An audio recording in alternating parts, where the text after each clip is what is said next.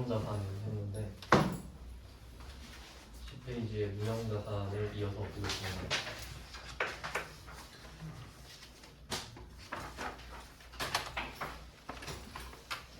10페이지에 155번이랑 156번을 어제 했고요.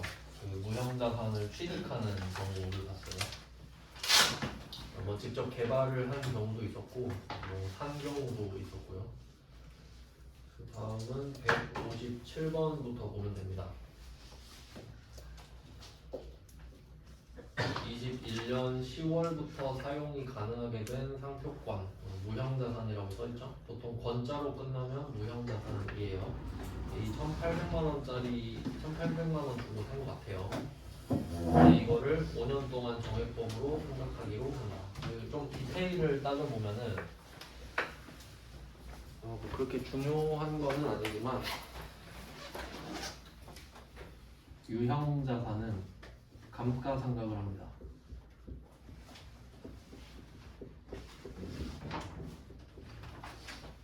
그 다음에 무형자산은 상각을 해요. 둘이 같은 개념이긴 한데 용어 자체가 다릅니다.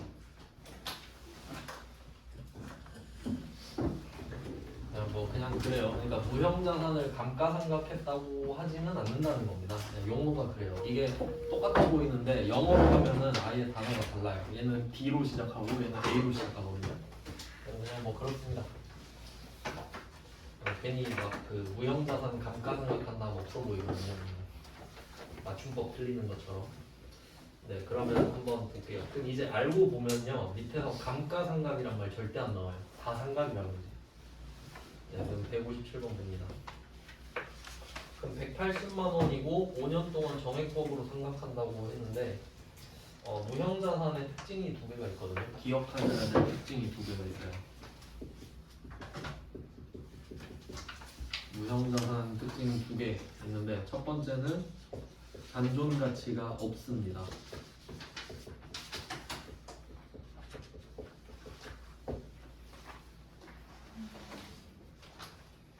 잔존 가치가 없어요.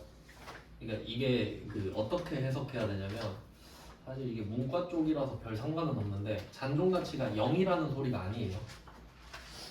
그러니까 0이 있는 거랑 없는 건 다르죠.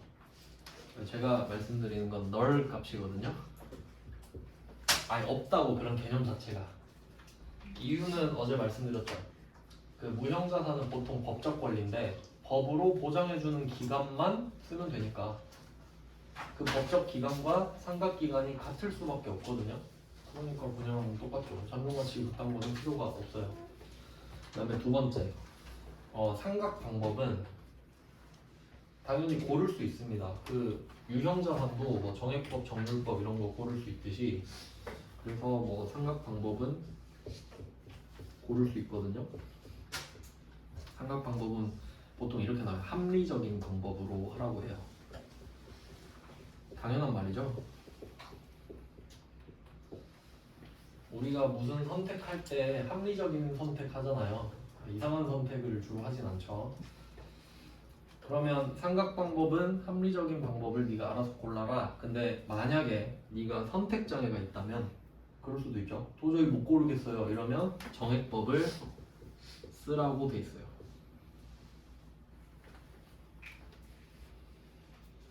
이거 해석 잘해야 된다. 그러니까 무형자산은 정액법으로 생각한다 이 말이 아니에요. 합리적인 방법 네가 알아서 골라봐. 근데 네가 혹시 못 고르겠으면은 정액법을 추천한다. 뭐 이런 느낌이지. 근데 요 두 개는 유형자산과 차이가 나기 때문에 따로 적어드린 거예요. 그러니까 유형자산은 내가 아무리 선택장애여도 하나 골라야 돼요. 뭐가 됐든 하나 골라야 된다고. 그리고 잔존가치는 0이거나 뭐 있거나 이 정도였죠. 네, 그러면 이렇게 해석을 한 상태로 문제를 보겠습니다. 그럼 157번에서 정액법 이야기를 했잖아요. 근데 정액법으로 하려면 잔존가치가 필요하죠. 근데 말 안 해주죠. 무형자산은 원래 잔존가치가 없으니까요. 당연히 말 안 하지. 없으니까.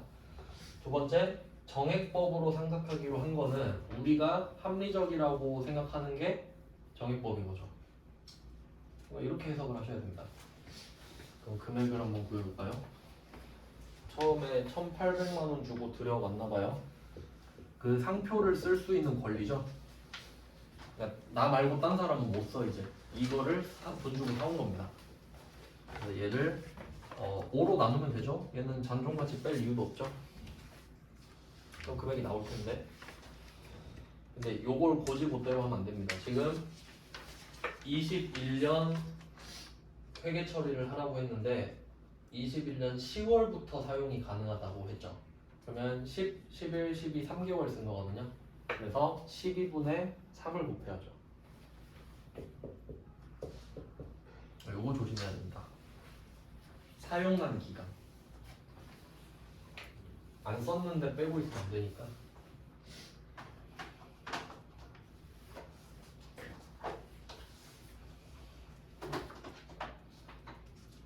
네, 그래서 답이 요 금액이에요.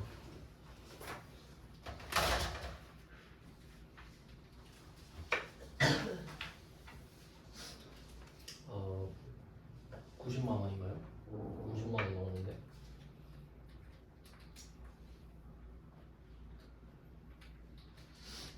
네, 90만 원 넘네요.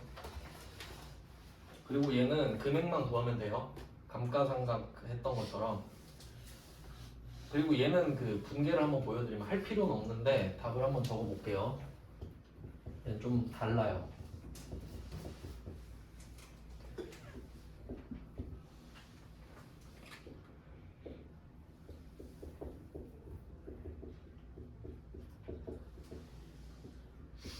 이렇게 뭐 회계 처리를 하자면 이렇게 되는데요. 우리 할 필요는 없는데 결과적으로 이렇게 되거든요.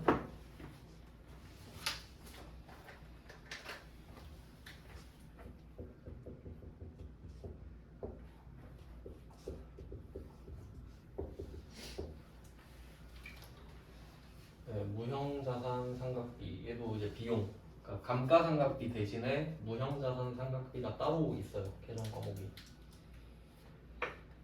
그리고 비용인데 비용은 항상 500, 800을 나눠줘야 되거든요. 근데 여기서는 아무 말 없잖아요. 아무 말 없으면 800입니다. 보통 본사에서 관리하겠죠. 특허 같은 거는. 네, 이렇게 되거든요. 차이가 있죠. 유형자산 감가상각은 대변에 감가상각 유계액이 오죠. 차감 계정이 오잖아요. 네, 그런 식으로 차감 계정을 쓰는 방법을 간접 차감이라고 해요. 쿠셔너를 끼고 다른 애가 대신 깎여주는 거. 근데 얘는 다이렉트로 깎아버리죠, 상표권을. 그러니까 요건 직접 차감이고. 근데 이걸 여러분이 쓸 일은 없어요. 그러니까 90만 원을 찾을 줄만 아시면 됩니다. 그냥 이건 제가 참고로 적어놓은 거고요. 이걸 여러분이 볼 필요는 없습니다. 90만 원이 답이에요. 그리고 또 다 삼각인데 그러면 다음 문제도 한번 볼까요? 방금 건 세무 2급 거였어요. 12분의 3이 포인트였고요. 그 다음에 158은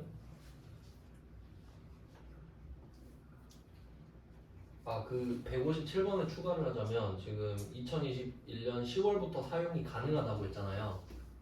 만약에 디테일을 넣으면 이럴 수도 있어요. 2021년 9월에 샀는데 산 건 9월이에요. 근데 10월부터 사용이 가능할 수도 있잖아요. 그러면 10월부터 감가상각을 합니다. 그러니까 좀 디테일하게 내면 그렇게까지 내는데 그건 세무 1급 수준이고요. 그냥 참고만 하세요. 실제 사용이 중요하다는 소리겠죠. 그 다음은 158번 세무 1급인데 뭐가 다른지 한번 보죠. 21년 7월 1일에 영업권을 취득했습니다. 어제 제가 P라고 알려드렸죠. 영업권은 내용연수는 5년, 상각방법은 정액법, 표시방법은 직접법 채택하고 있다. 밑에 상각방법은 정액법 말을 해준 거고요. 표시방법은 직접법. 요거는 원래 당연한 겁니다. 그러니까 정액법은 당연한 게 아니거든요. 근데 무형자산을 직접법으로 차감하는 건 당연한 거예요. 필요 없는 말이니까 뭐 끄어두셔도 되고 양과로 쳐주셔도 되고요. 그 다음에 21년 결산 시 상각비는 적절히 반영이 됐고요. 21년 기말 잔액은 4,500만 원이다. 영업권에 대한 결산 분류해라. 머리를 좀 더 써야 되죠, 얘는. 무슨 말인지 한번 볼게요.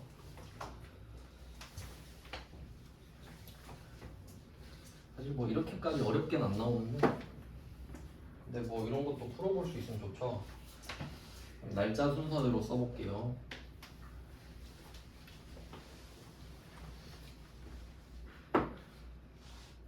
음, 2021년 7월 1일에 취득했어요. 근데 문제는 얼마인지 모르네요.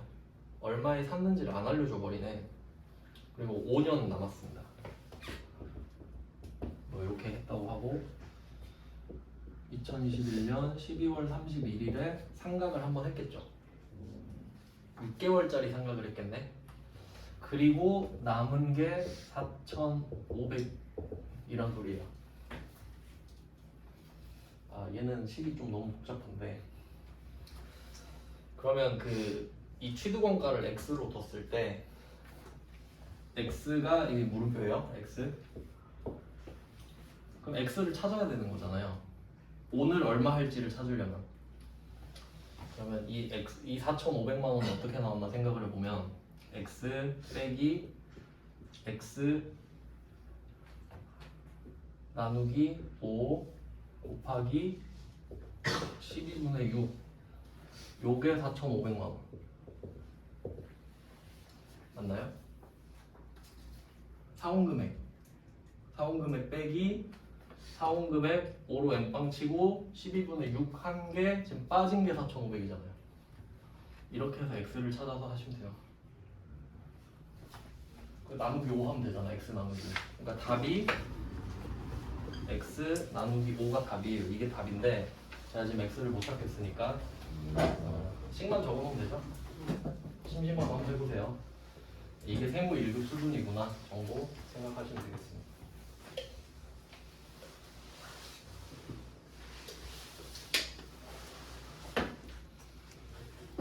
절대 이런 수준으로 내진 않습니다. 그냥 그렇다는 거죠. 세무 1급은 그냥 참고하시고 그 다음은 159번으로 가겠습니다. 요건 진짜 심심할 때 푸셔야 되는 거예요. 이거 막 2항 하고 난리 쳐야 되잖아요. 159번 갈게요. 비슷하거든요. 159번은 18년 12월 31일 결산 마감 전 영업권 잔액이 1,200입니다. 좀 비슷하네요. 근데 12월 30일에 취득을 했대요. 이거 좀 너무 장난하는 얘기인데 얘도 한번 써보겠습니다. 2018년으로 거슬러 올라갑니다. 2018년 12월 30일에 샀대요. 근데 다음 날이 결산이야. 이 상황이 똑같아요. 그럼 이번에도 얼마에 샀는지 말을 안 해주죠. 샀을 때 12월 30일에 취득을 했다. 얼마인지 모른다. 근데 12월 31일 결산 마감 전 잔액이 1,200이래요. 이걸 해석을 해야겠네. 그러니까 12월 30일에 샀는데 그 다음날이 결산이죠. 근데 이거 결산을 해야 되는데 그러니까 상각이겠죠? 상각을 하기 전이 1,200이래요. 그럼 이 말은 1,200에 샀던 소리지. 1,200에 샀고 다음날이 결산인데 결산을 해야 되는데 하기 전에 1,200이래잖아요. 그럼 1,200에 샀다는 거 맞죠? 이거 좀 장난이잖아요, 이거. 말장난치는 거죠. 그러면 취득 원가가 1,200이라는 걸 돌려서 말하고 있구나 라고 생각하시면 되겠죠. 근데 지금 이틀 썼어요. 이틀 썼는데 제가 어제 월할이라고 말씀드렸죠. 월할 하루 써도 한 달 쓴 거거든요. 왜냐면 마지막 달에 안 하면 되니까. 그러면 이 금액은 1200만 원 나누기 5 곱하기 12분의 1이네요. 한 달 썼습니다. 이게 답입니다.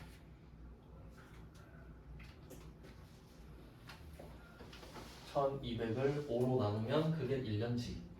근데 난 한 달 썼으니까 12분의 1.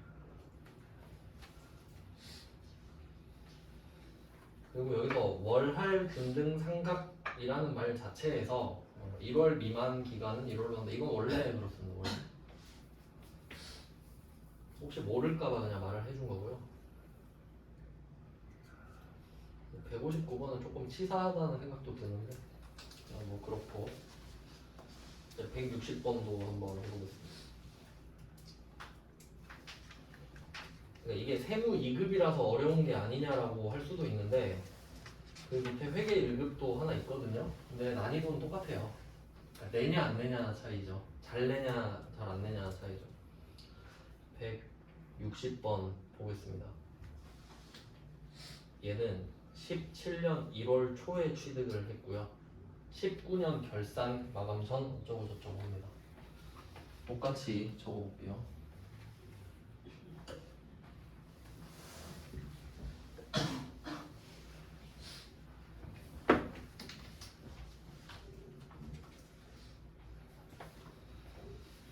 어, 2017년 1월 초. 네, 뭐 일은 상관없죠. 이제 아시죠? 2017년 1월 초. 얼마인지 모릅니다. 네, 샀을 때 5년이었죠. 그러면 날짜를 쭉 써볼게요. 2017년 12월 31일에 얘는 1년을 꽉 채워서 상각 한 번 했겠죠. 1년 쓰고 상각을 한 번 했을 겁니다. 그러면 이제 4년 남았겠죠. 회계 처리를 하고 그 다음에 2018년 12월 31일 이날도 오겠죠.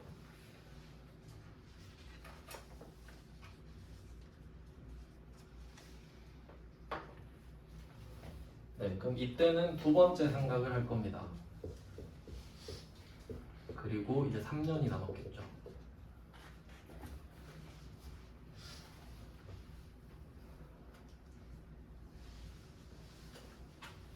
그리고 2019년 12월 31일이 오는데 이게 오늘이에요.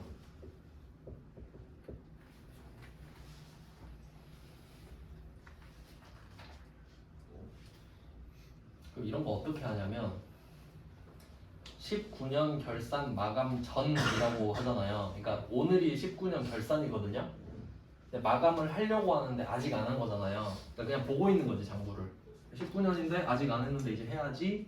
근데 그 남아있는 금액이 600만 원이라고. 맞죠? 그러면 이건 잘 생각해야 돼. 이거 우리가 그 실제랑 장부가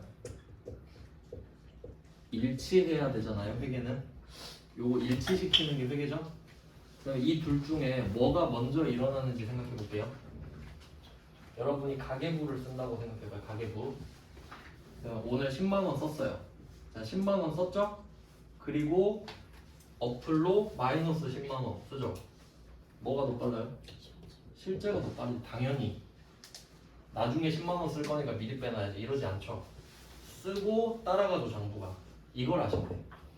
무조건. 실제가 1번. 그럼 장부가 따라간다. 이렇게 가야죠. 이건 이해잖아요. 이런 거 외우면 안 돼요. 진짜 사는 게 힘들어져요. 그러면 지금 여기까지는 장부가 되어 있죠. 했으니까. 그럼 여기까지만 되어 있는 거잖아요. 장부상으로. 그리고 이렇게 하고 남은 게 얼마? 600만 원인 거예요. 이렇게 600만 원이 된 거지. 그러니까 상각을 두 번 하고 나서 3년이 남았고 600만 원이 되어 있는 상태입니다. 이 상황을 이해해야 돼요. 그리고 자 1년을 썼죠. 이 1년을 쓴 게 실제예요. 그러니까 1년치를 장부에서 빼줘야 되잖아요. 이해되세요? 그러니까 1년을 먼저 써. 그리고 12월 31일 되면 1년을 썼네? 그럼 이제 1년씩 빼자 이렇게 가죠. 하루마다 하면 피곤하니까 단위를 1년으로 잡은 거 아니에요? 근데 빼려고 보니까 600이 남아있는 거죠 지금. 그럼 지금 1년 차이 1년 괴리 보이세요? 장부에는 삼각이 2번 돼 있다고 하는데 사실 우리는 3년을 쓴 거기 때문에 오늘 3번째 삼각을 해야 된단 말이에요. 그러니까 딱 그 기점에 놓여 있는 거지 난. 1년은 썼고 아직 회계 처리를 하지 않은 시점. 그래서 얼마를 뺄 거냐고. 그러면 이게 기준이죠. 장부에 600만 원이 남아있고 3년이 남아있잖아요. 그럼 요렇게 N방을 치면 되지. 600만 원을 3년 동안 써야 되는 거 아니에요? 맞죠? 그럼 얼마예요? 200이죠. 오늘 200 빼면 돼. 이렇게밖에 방법이 없잖아요. 왜냐면 샀을 때 얼마인지 모르니까. 그래서 답은 200만 원. 왜냐면 1년을 풀로 썼으니까. 정확히 말하면 200만 원 곱하기 12분의 10인데 저 같으면 또 이렇게 문제를 낼 것 같아요. 이런 상황인데 감가상각비 안 물어보고 얼마에 샀게 이럴 수도 있죠. 얼마에 샀을까요? 1000만 원에 샀겠지. 200씩 하고 있잖아요 지금. 정액법이죠. 그럼 내가 지금 200을 해야 된다는 소리는 삼각 1번도 삼각 2번도 200씩 했단 소리죠 지금. 그럼 역추적하면 1000만 원에 산 거 아니에요? 그럼 1000만 원을 5로 나눠도 200이죠. 나 같으면 그렇게 낼 것 같은데 네, 무슨 말인지 아시겠죠? 그러니까 이게 산수예요 산수. 회계는 수학이 아니에요. 사칙연산밖에 안 나오죠. 그러니까 이런 문제가 어려운 문제예요. 그래서 제가 많이 넣어놨죠. 솔직히 생각해보세요. 내가 토지에 대한 재산세를 냈다. 세금과 성과. 이걸 누가 틀려요? 그걸 누가 틀릴 거야? 근데 이거 내면 다 틀리겠죠. 그러니까 당연히 이런 거 논리 공부를 하셔야 된다는 소리죠. 근데 이거는 회계뿐만이 아니라 그냥 상식을 좀 키워주는 느낌이잖아요. 그러니까 이런 거 연습을 하는데 시간을 좀 쓰셨으면 좋겠다. 그러니까 뭐 환율이나 이런 거 있죠. 환율, 금리 뭐 이런 개념, 감가상각 무조건 써먹습니다. 무조건. 그러니까 좀 합격을 목표로 하면 너무 거창하니까 이 주제는 내가 살면서 좀 도움이 될 것 같은데 그럼 그 주제만 파세요 그냥. 그게 훨씬 더 효율적입니다. 자격증을 목표로 하면은 좀 의욕이 꺾이는 경향이 있는 것 같아요. 자격증 자체가 중요하진 않죠. 네, 그래서 160번 정도는 좀 중요 표시를 하셔서 이 정도는 이해를 하셨으면 좋겠다. 이해를. 그 참고로 그 우리나라에 등록된 회사가 몇 개인지 아세요? 600만 개가 넘어요. 그럼 600만 개에서 회계 처리를 할 거 아니야.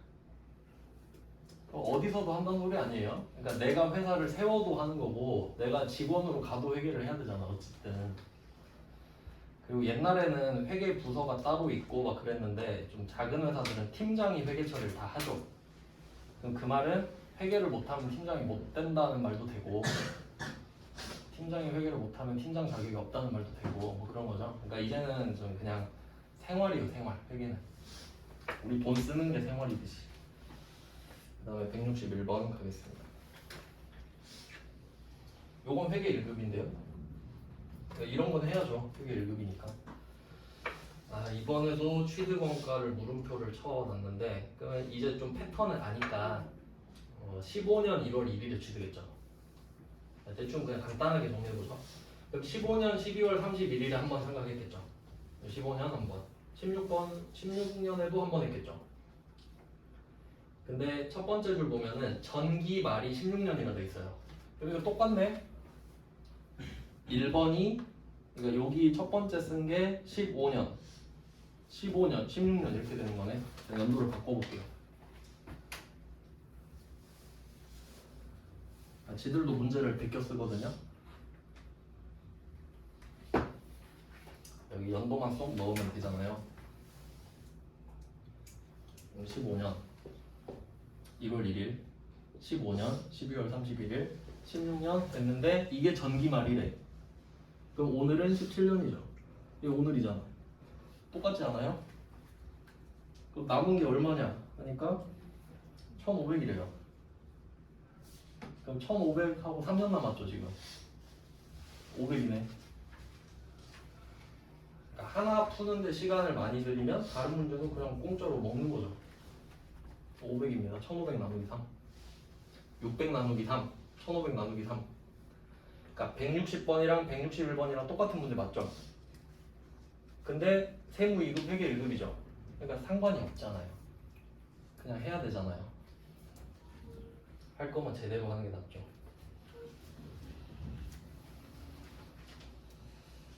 그래서 제 생각에는 무형자산 상각은 160번, 161번 요걸로 하시면 되고요. 그 다음에 162번은 제가 옛날에 말씀드렸죠. 그 파란색 별표, 빨간색 별표 막 이야기했죠. 그러니까 제 기준에서는 160, 161은 파란색 별표예요. 이건 어려워도 풀어야 돼.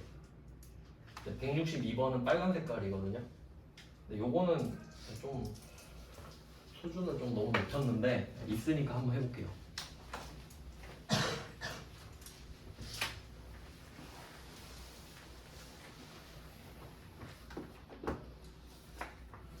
자, 19년 1월 1일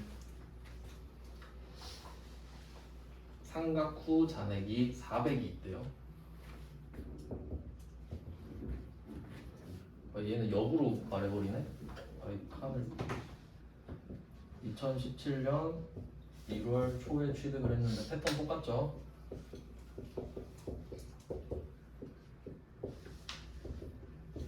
딱 이거 보면서 느낌이 안 옵니까? 그러니까 얘네들 생각에 두 번이 적당한가 봐. 계속 두 번 하잖아요. 두 번 하고 세 번 남았다 어쩔라 이러고 있잖아요. 그러니까 3으로 나누지 항상. 두 번은 했으니까 이미. 자, 근데 문제는 뭐냐면 이게 처음에 샀을 때 내용 연수가 10년이잖아요. 최초에 10년이었죠. 10년 처음에 샀을 때. 그러면 이렇게 가다가 1번 하면 9년 남고 2번 하면 8년 남고 이렇게 끝난 상황이에요 지금. 그러니까 아까는 5년으로 시작했는데 지금은 10년으로 시작했다는 게 차이죠. 근데 갑자기 19년이면은 자 이제 세 번째죠. 19년 1월 1일에 바꿨다고 하면 되겠죠. 내용 연수가 6년으로 변경했대요. 그럼 이 말은 그 토탈 기준입니다. 그러니까 처음에 토탈이 10이었죠. 그럼 이걸 6으로 바꾼다 소리거든요. 그러니까 지금 8년 남았는데 이걸 6년으로 바꾼다 소리가 아니라 그러니까 이 10을 기준으로 6을 바꾸는 거거든요. 그러면 이 10이 6으로 바뀌었다고 전제해야 돼요. 그럼 9는 5겠죠. 8은 4죠. 이런 걸 소급이라 그래요. 처음부터 그랬던 것처럼. 소급이라는 말 들어봤어요? 알아두시면 되게 있어 보이는 말인데 그 소급 적용한다 이런 말 안 들어보셨나? 소급 적용한다 하면은 처음부터 6년이었던 것처럼 처음엔 10년이었지만 그럼 지금 4년 남은 게 되죠. 그쵸? 4로 나누라는 소리죠. 4년이 남은 게 됐으니까 맞아요? 2년으로 해야 되나? 4년으로 하는 거 맞죠? 맞나? 6년으로 했으면은 두 번 하고 4년이 남았으니까 4년으로 하는 거 맞아요? 맞죠? 그러면 400이잖아요. 400을 4로 나누라 이 말이네. 그러니까 답은 쉽게 주고 싶었나 보지. 100만 원으로. 답은 100만 원 맞죠? 이런 건 안 푸셔도 돼요. 이런 건 짱돌이에요. 이건 다 틀려요. 그러니까 이거는 나도 틀리고 너도 틀리고 하는 거기 때문에 이런 거 맞추려고 하실 필요 없습니다. 그러니까 어차피 이거 기억나겠어요? 못하지. 그냥 버리고 160, 161번 이걸 조지시면 됩니다.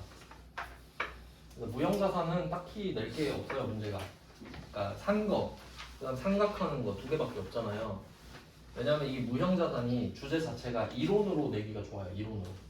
그러니까 뭐 딱히 여기서 낼 게 없어서 무형자산 뒤에도 있네. 11페이지에. 아, 요거는 다 그 세부 읽을 건데.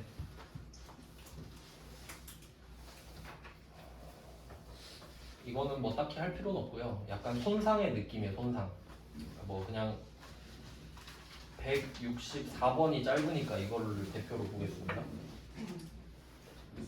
164번이 회사가 보유 중인 특허권 이야기를 하고 있죠. 배타적 권리 가치라고 되어 있는데, 이제 배타라는 말은 남을 배척하는 거죠.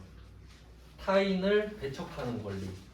근데 사실 요거는 당연한 말인 게, 그 여러분 자산이라는 거 있잖아요. 자산. 여러분 휴대폰, 뭐 차 이런 거 있죠. 왜 사는지 생각해봐요. 왜? 내 휴대폰이랑 차를 왜 살까? 남은 못 쓰게 하고 나만 쓰게 하고 싶어서 그런 거 아니에요? 그러니까 자산이라는 말 자체에 배타적 권리가 당연히 포함되어 있어요. 근데 무형자산은 특히 권리가 강조되겠죠. 그냥 그렇게 하는 말이에요. 그럼 이때 특허권이 얼마인지 모르겠는데 1,000만 원으로 하락했대요. 그럼 이것도 약간 손상 느낌 아니에요? 그 손상 차손 요건을 충족한다 그러죠. 그럼 손상 차손 때리면 됩니다. 뭐 그냥 그런 문제가 있구나 정도 보시면 되고, 안 보셔도 돼요. 세무 읽을 거는. 자, 이제 마지막 페이지가 12페이지입니다.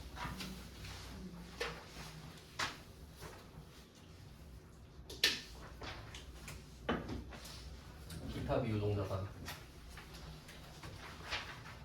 자산도 다 했는데 이제 총 정리를 하겠습니다.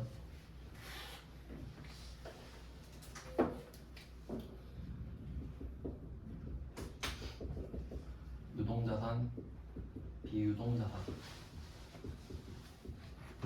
합쳐서 자산이죠.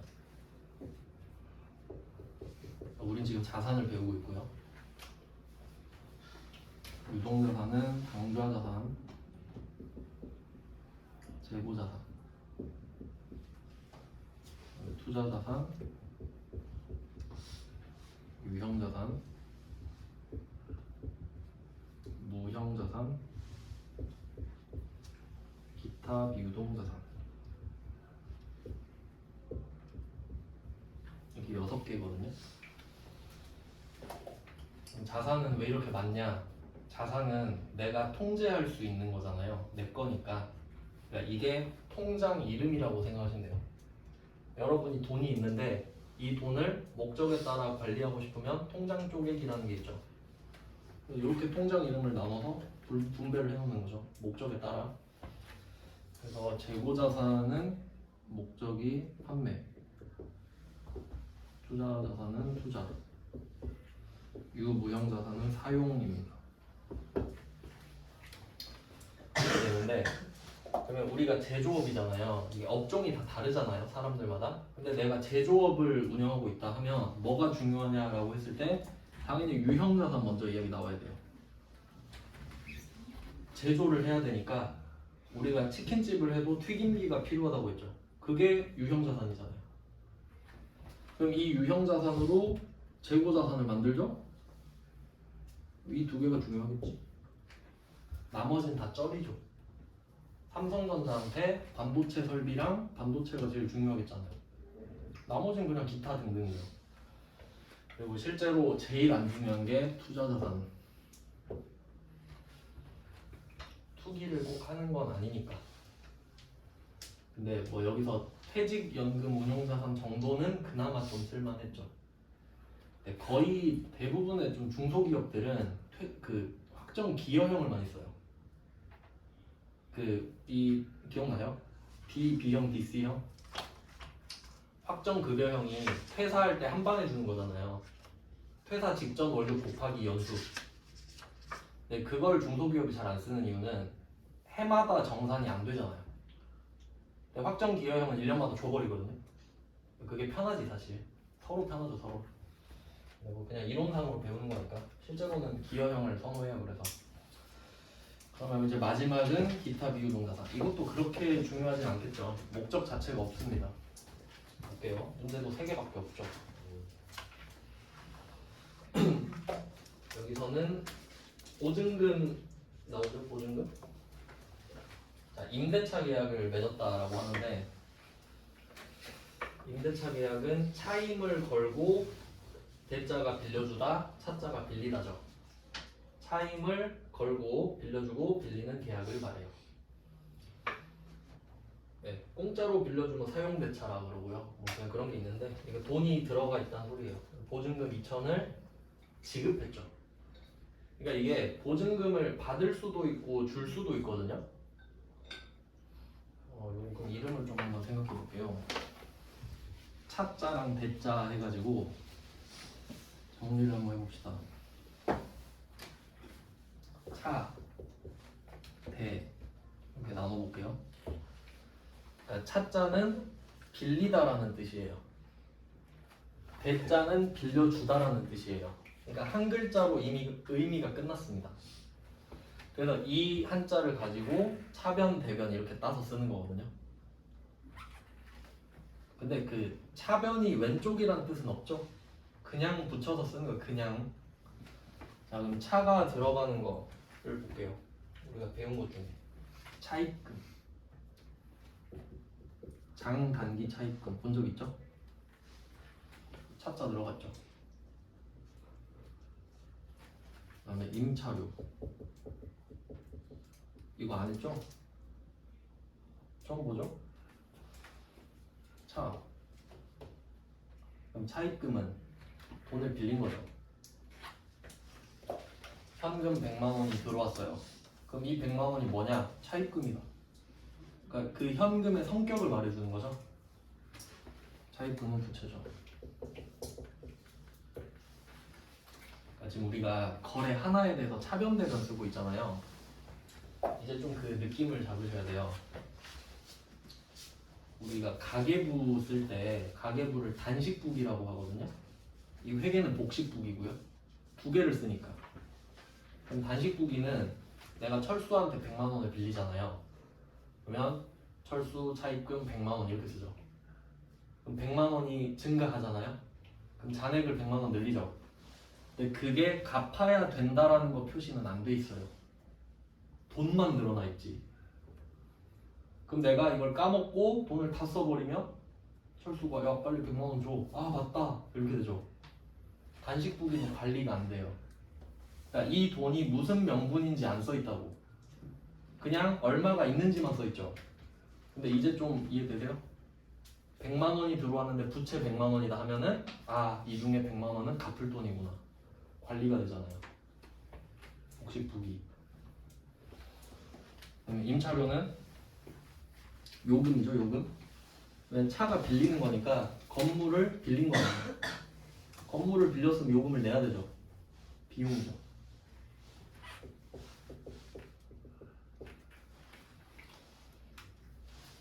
지금 그 차변에 쓰는 거라는 뜻이 아니에요. 차라는 글자가 들어가는 걸 쓰고 있어요, 지금. 차변에 쓰는 거 하는 게 아니라 차. 그 다음에 한 개 더 있습니다. 이제 보증금 이야기를 할 건데 임차 보증금.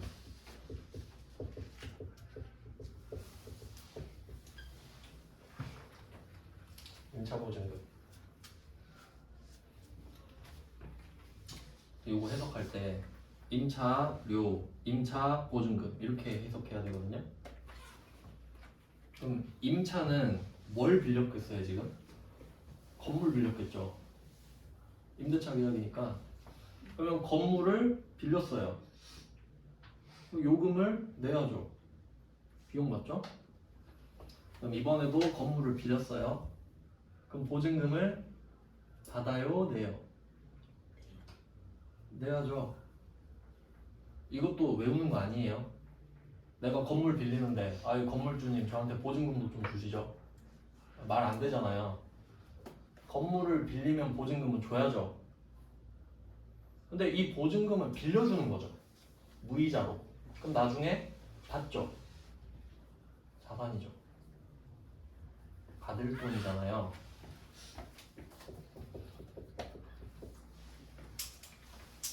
요새 요게 굉장히 핫한 이슈 아닌가요? 요새 깡통 아파트들이 엄청 늘어나서 그 거품이 많이 꼈었잖아요. 뭐 예를 들어서 아파트가 매매가 3억이다. 뭐 전세 보증금 이런 말 들어봤잖아요. 전세가 우리나라만 있는 제도거든요. 되게 특이한 제도예요. 그러면 전세는 뭐 보통 뭐 한 2억 5천 이렇게 볼까요? 뭐 이렇게 대충 됐다고 봐봐요. 그럼 내가 이 아파트를 사긴 아까우니까, 왜냐면 안 팔릴 것 같으니까 그냥 전세 들어가서 살아야지 2년. 2년 동안 지금 아파트 폭락했죠. 이렇게 박살났잖아요. 근데 보증금을 받으려고 보니까 매매가가 2억이야. 이런 걸 깡통이라거든요. 그럼 이 사람 돈 못 받을 수도 있죠. 그러니까 이 사람은 그러니까 이 2억 5천을 받은 그 건물주는 이걸로 갭 투자하고 있잖아. 돈 못 받아버리면 경매 내놔도 돈을 못 받아. 이런 걸 깡통이라고 해요. 그럼 이게 문제가 많잖아요. 그냥 그렇다고요. 그냥 그래서 이게 보증금이 적지 않잖아요. 금액이. 이 보험도 있어요. 전세 보증금 보험도 있어요. 그러니까 미리 보험을 가입해놓고 그러면 돈을 받을 수 있는 거지. 이거 알아두셔야 돼요. 요새 진짜 문제가 많아가지고. 반대로 가보죠. 자, 그러면 대여금. 대여금은 돈을 빌려주는 거죠. 100만 원을 주면서 현금은 줄지만 받을 수 있는 권리는 생기죠. 자산이죠. 그래서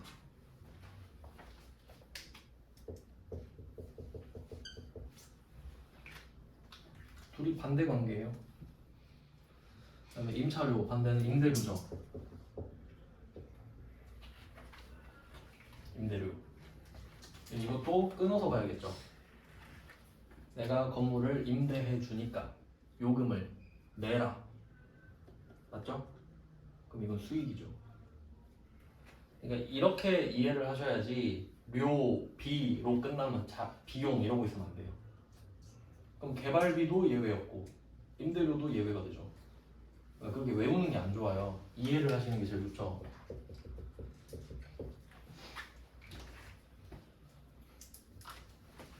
대자도 하고 있고. 반대는 임대 보증금이 있겠죠.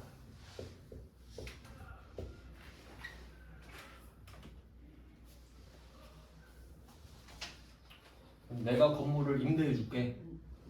보증금을 갖고 와. 해야겠죠. 건물을 주니까 보증금 줘. 갭 투자하게. 그럼 이 보증금은 돌려줘야 되죠. 부채.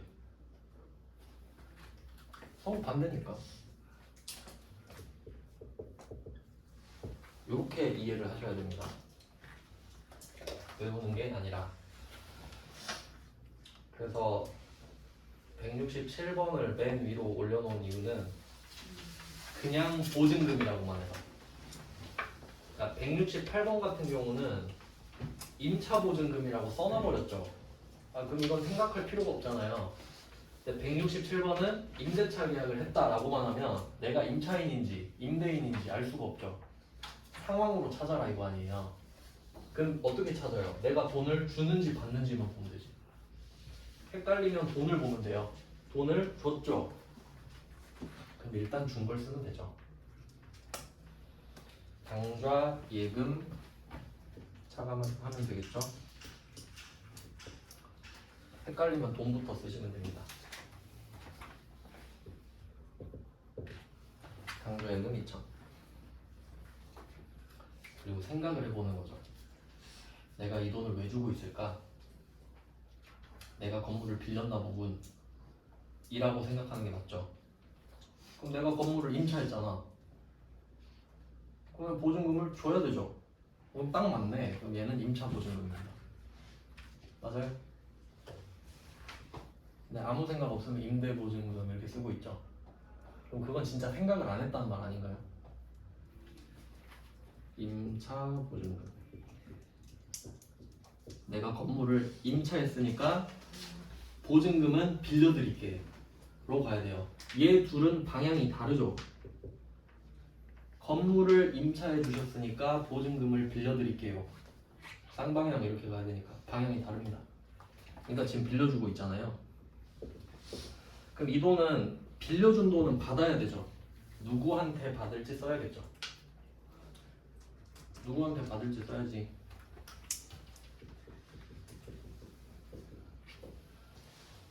센탑하잖아요.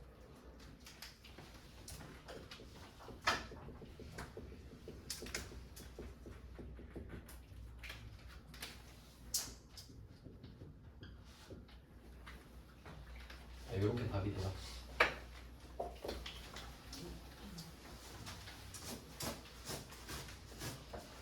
네, 그 다음에 다음 문제 빠르게 풀고 쉬겠습니다. 이거 끝나면 부가가치세 할 거거든요.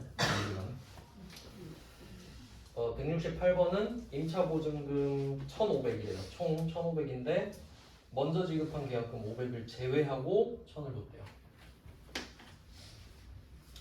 요거 답은 다 블로그에 있거든요. 지금은 그 답만 딱 적을게요.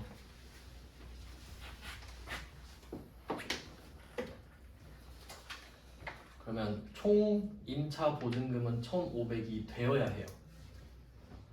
근데 실제로 주는 건 1,000만 원이에요. 요건 정리를 좀 잘해야 되는데 헷갈리면 돈부터 뭐라 했죠? 그럼 일단 돈이 1,000만 원 나가니까 보통예금 1,000만 원을 적을게요. 줬으니까.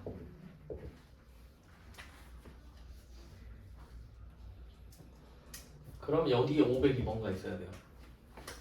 총 1,500이 돼야 되니까. 그럼 이때 내가 임차 보증금을 주는 거잖아요. 지금 1,000만 원 주고 있으니까. 그러면 그 500은 먼저 준 거겠죠. 계약금으로 먼저 지급했었던 거겠죠. 방향이 같아야 되니까. 그럼 요거는 선급금으로 되어 있겠죠. 선급금으로 되어 있었겠죠. 그러니까 이거 줬을 때, 처음에 줬을 때 선급금 500, 뭐 현금 500 이런 식으로 되어 있었을 거 아니에요. 계약금도 주는 거잖아요. 그러니까 돈을 줬다. 현금 500. 그게 뭐냐? 계약금 먼저 줬다. 선급금. 이런 식으로 써졌겠죠. 처음에.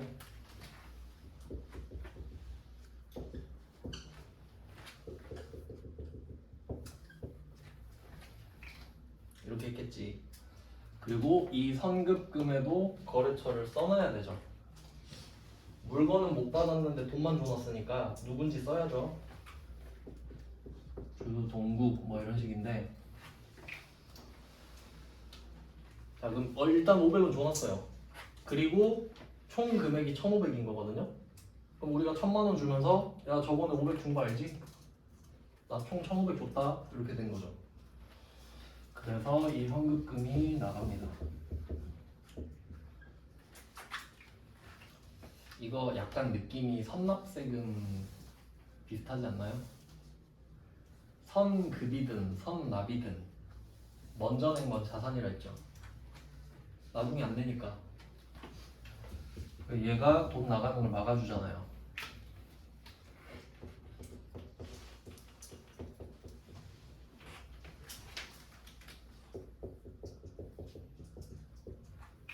그리고 이 1,500이 뭐냐 하니까 임차 보증금이다.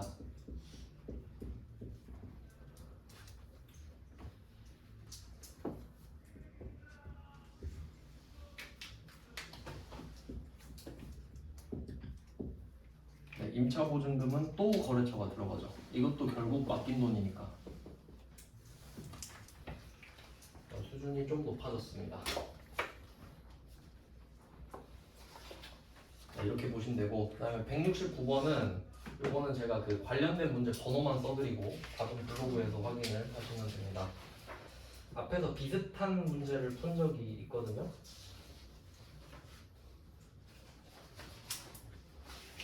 한 적 없나? 아 이게 처음 푸는 문제구나. 아 이게 흐름이 끊기면 안 돼서 여기까지 이 문제까지만 하고 싶게요. 부가가치세랑 딱 경계를 둬야 돼서. 아 요건 좀 걸리는데 한 5분 걸릴 것 같거든요. 쉬는 시간은 10분 그대로 할게요.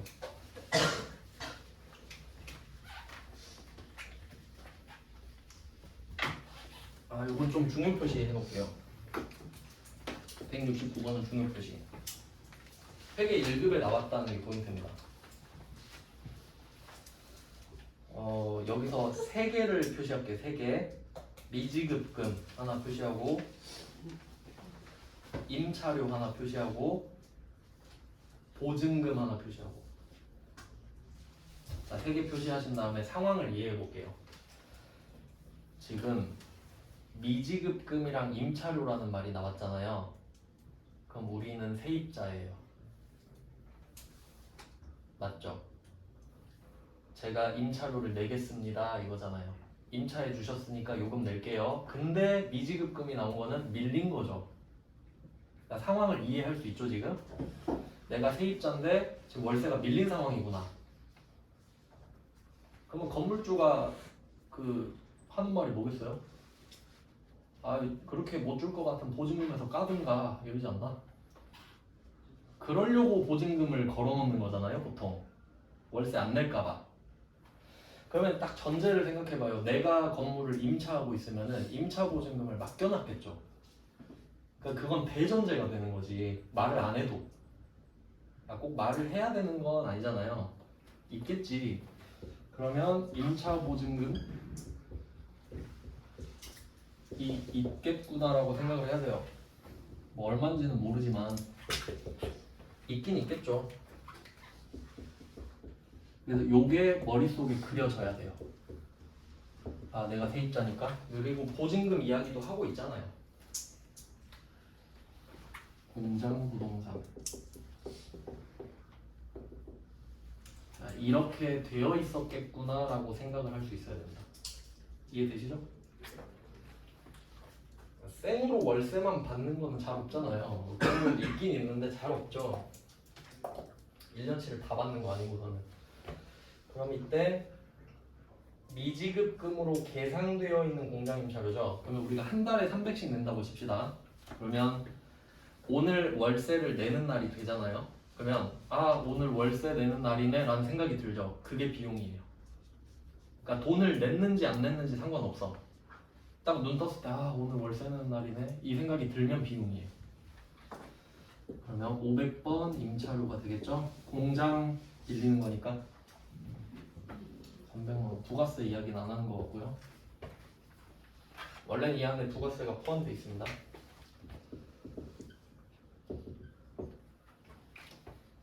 자, 그럼 일단 이거를 인식했다 그래요. 오늘은 월세를 내는 날이구나.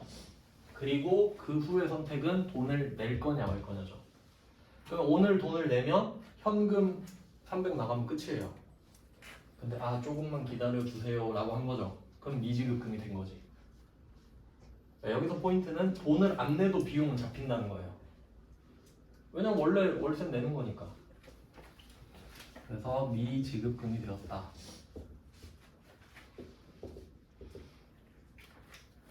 얘는 부채죠. 그럼 이제 왜 미지급금인지 아시죠? 임차료가 원재료가 아니잖아요. 원재료가 아닌 걸 외상했잖아요. 그러니까 미지급금이란 걸 알아야 된다고. 알겠어요? 만약에 내가 원재료를 받았는데 돈 다음에 드릴게요 하면 외상매입금이잖아요. 알죠? 네. 그러니까 혹시 이거 외상으로 계상되어 있다라고 할 수도 있잖아요. 그래도 미지급금 맞춰야지. 자, 그러면 공장 부동산한테 300을 줄 게 있네요. 그럼 상식적으로 보증금이 300만 원보단 크겠죠. 그냥 얼마인지 몰라도. 도저히 내가 못 주겠다고 하니까 그냥 우리 깝시다. 이렇게 됐죠. 상계 보이세요? 상계? 상계 앞에서 알려드렸는데 상계 퉁. 상계 합시다는 퉁칩시다 이 말이죠. 그러니까 우리 입장을 생각해봐요. 우리는 공장 부동산한테 300을 줘야 되죠. 근데 더 많은 돈을 받을 게 있죠 지금. 그럼 거기서 까자고 그냥. 뭐 그럽시다 이렇게 된 거죠. 그러면 우리 입장에서는 이 미지급금이라는 부채가 사라지죠. 너한테 안 줘도 되지.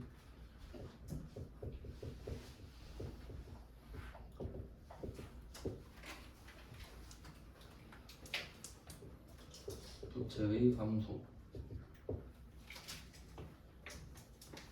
공장 부동산.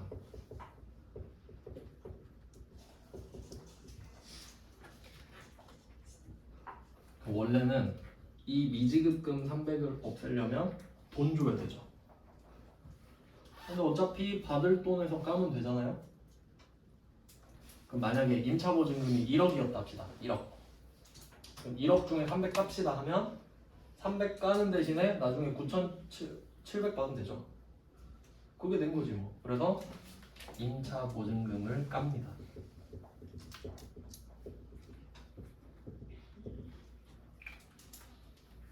자산의 감소. 덜 받으면 되니까. 대상은 공장부동산.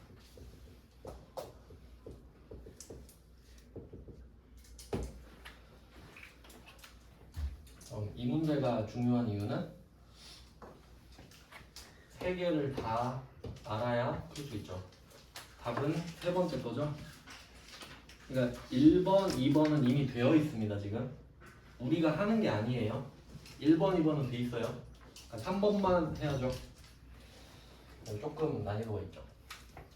이렇게 하고 지금부터 10분 쉬겠습니다. 10분에 시작할게요.